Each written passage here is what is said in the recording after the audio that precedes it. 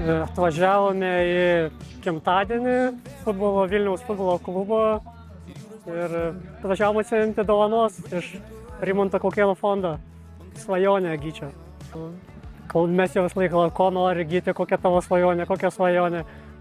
Daug kažko tai labai nenorėjo tokio materiališko, bet va, kompiuteris, tas PlayStation, čia jau buvo ta tokia svajonė.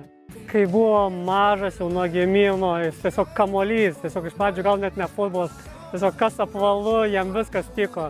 Ir į krepšinį mėtė, ir spardė, ir gaudė, ir mes tų kamuolių turim visokių formų, ir regbio kamuolį mėtėm, bandėm tuos sukamus judesius, kad tas kamuolys skristų. Ir nuo 4 metų, man atrodo, mes gyvenome Airijai, 17 metų pragyvenome Airijai.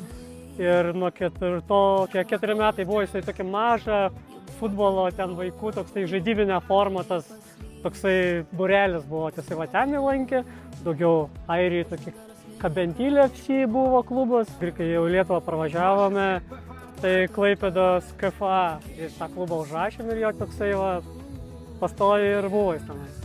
Draugai yra, ir klasiokas yra, kuris kartu irgi eina į tą klubą, tai tikrai, nes gerai, vien tas sportavimas, lakstymas, ne vien tas kompiuteris, bet labai džiaugiamės, kad tas futbolo klubas 4 kartus per savaitę to aktyvumo, po valandą 20 minučių išsilaksto iki šlapumo.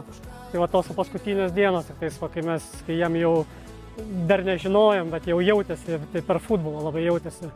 Ačiū Dariui Buveiniai, Vilniaus futbolo akademijai ir visiems žmonėms čia, kurie susirinko šią šventę už Gyčio svajonės išpildymą. Ačiū labai.